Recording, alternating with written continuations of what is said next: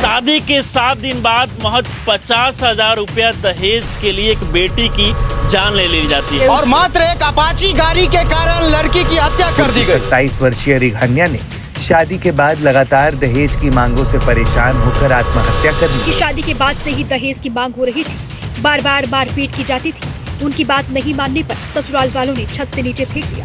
जान से मारने की धमकी दे रहे, जान से मार भी रहे हैं सब लोग। भागे ऊपर छत पे गए, छत पे लोग लेकर पटक दिए नीचे। आज भी भारत में रोजाना औसतन 20 से ज्यादा बेटियां केवल दहेज के नाम पे मारी जाती हैं। और हैरानी की बात तो ये है कि उनकी हत्या कोई और नहीं करता, उनकी हत्या करता है उनका खुद का पति या फिर उनके ससुराल का कोई सदस्य। आज हम जानने वाले हैं इस वीडियो में कि ये दहेज क्या है, आखिर ये जहर क्यों बन चुका है और कैसे हम सब मिल करके इसे जड़ से खत्म कर सकते हैं। इसलिए मैंने इस कंप्लीट वीडियो को केवल 4 सेक्शंस में डिवाइड किया हुआ है। तो अब हम बढ़ते हैं सेक्शन नंबर 1 की ओर, और सेक्शन नंबर 1 कहता है कि भारत में दहेज क्या है। दहेज यानी लड़की के परिवार के द्वारा लड़के के परिवार को दिया जाने वाला धन, सामान, गाड़ी, सोना या फिर नगद। इसे कभी कभी गिफ्ट कहकर छिपा दिया जाता है, लेकिन हकीकत ये है कि ये एक सामाजिक दबाव है। दहेज आज एक मजबूरी बन चुका है, जहां लड़की का पिता कर्ज में डूब जाता है केवल इसलिए ताकि समाज उसे इज्जतदार माने। और अगर दहेज ना मिले तो शादी टूट जाती है या फिर लड़की पर अत्याचार शुरू हो जाता है। इन सभी शब्दों को सत्य करने वाली एक घटना जो कि उत्तर प्रदेश के प्रयागराज की है, जहां सन 2024 प्रयागराज की 24 साल की लड़की संगीता, जिसकी शादी के 3 महीने बाद ही उसकी हत्या कर दी गई क्योंकि उसके परिवार के द्वारा रुपए 5 लाख की मांग को पूरा नहीं किया गया। अब हम बढ़ते हैं सेक्शन नंबर 2 की ओर, जो कि है कि ये दहेज प्रथा है क्यों, आखिर क्या कारण है इस दहेज प्रथा के होने का। पुराने जमाने में इसे वर दक्षिणा के नाम से जानते थे।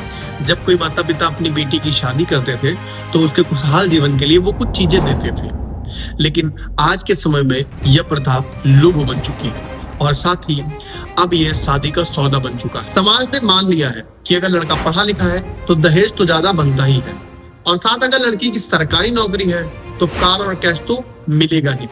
लेकिन जरा सोचिए, क्या किसी इंसान की कीमत उसकी नौकरी से तय होगी? क्या ये रिश्ता प्रेम का नहीं, केवल देन लेन का? इसी सेक्शन पर आधारित एक सच्ची घटना जो कि बिहार की है, जहां एक सरकारी शिक्षक ने अपनी शादी में लड़की के घर वालों से कहा कि मुझे रुपए 20 लाख और साथ ही एक स्कॉर्पियो कार चाहिए।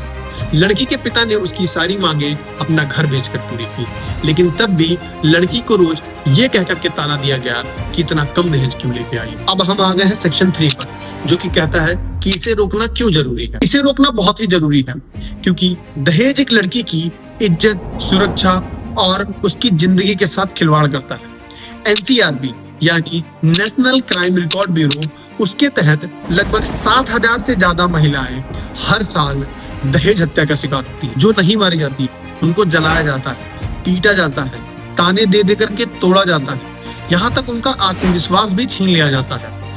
क्या यही है बहू का स्वागत? क्या यही है असल मतलब शादी का? और ये सारी बातें मैं हवा में नहीं कह रहा, ये बातें मैं तब कह रहा हूँ जब एक घटना को पढ़ने के बाद मेरी रूह कांप गई। ये घटना दिल्ली की है, जहाँ सन 2024 में निधि नामक 26 वर्षीय महिला ने सुसाइड कर लिया और सुसाइड नोट में लिखा कि ससुराल वाले रोज कहते थे मर जा तू बोझ है। जरा सोच के देखिए उस महिला के मानसिक स्वास्थ्य की क्या स्थिति रही होगी जिसके कारण उसे ये कदम उठाना पड़ा। अब हम बढ़ते हैं इस वीडियो के अंतिम सेक्शन पे, जो कि है सेक्शन नंबर 4, जिसमें हम जानेंगे कि इसे कैसे रोका जाए। मेरे हिसाब से इसे रोकने के कुल 4 तरीके। पहला, शादी में दहेज से साफ मना कर। अगर रिश्ता दहेज पर टिका है तो वो रिश्ता नहीं, व्यापार है। दूसरा, अब हमें बेटियों को नहीं, हर बेटे को बताना चाहिए कि लड़की कोई बोझ नहीं, वो बराबर की साथी है और ना ही कोई दहेज का साधन। तीसरा, रिपोर्ट करें। IPC की धारा 498A के तहत दहेज मांगने पर सजा का प्रावधान है। अगर कोई अत्याचार हो रहा है तो FIR जरूर कराएं। चौथा और अंतिम रास्ता, हमें सामाजिक शर्म बनानी चाहिए जैसे किसी चोर और बलात्कारी को हम गुनाहगार मानते हैं, वैसे ही किसी भी दहेज लेने वाले व्यक्ति को गुनाहगार माना जाना चाहिए। अगर मैं इस चौथे तरीके में थोड़ा और विस्तार करूं तो मैं कह सकता हूं कि दहेज नामक महामारी जो बढ़ रही है, इसके पीछे कारण कोई और नहीं, आप और मैं। जैसे कि जब हम कभी अपने रिश्तेदार या अपने दोस्त की शादी बारात में जाते हैं और हमें पता होता है कि ये गाड़ी जो उसे मिली है वो उसने दहेज में मांगी है, डिमांड की है, और तब भी हम बहुत सारे दोस्त मिल करके उस कार, उस गाड़ी, उस वस्तु की प्रशंसा करते हैं। और प्रशंसा तो करते ही हैं, साथ में उसे सजेशन देते हैं कि भाई क्या कलर लिए हो गाड़ी का यार, मजा आ गया। अगर ये कलर ब्लैक की जगह व्हाइट होता तो और मजा आ जाता। इसके बावजूद अगर हम उसको बुलाएं, अपने दोस्त को बुलाएं जिसने वो गाड़ी की डिमांड की हो, अपने रिश्तेदार को बुलाएं जिसने वो गाड़ी की डिमांड की हो, और उससे कहें कि शायद आप अपनी जिंदगी भर में इतना पैसा नहीं कमा पाते जितने की ये गाड़ी है, तब शायद उसे ये महसूस हो कि हाँ वो सही कह रहा है, हाँ कहीं ना कहीं उसने गलती की है, या फिर उसे बेइज्जत महसूस हो, उसे महसूस हो, उसे शर्म आए। और हम चाहते भी हैं कि अपने सामाजिक शर्म नहीं बनाइएगा तब तक कि ये कीड़ा नहीं मरेगा। और अंत में बस मैं यही कहना चाहूंगा कि एक देश तभी विकसित बन सकता है जब उसकी बेटियां सम्मानित और सुरक्षित हों, और जब तक कि ये दहेज जैसी बीमारी रहेगी तब तक हम कभी भी अपने देश को विकसित नहीं बना सकते। मैं अरुण राजपूत आज आपसे एक वादा चाहता हूँ कि न दहेज लेंगे, न दहेज देंगे, और विरोध जमकर करेंगे।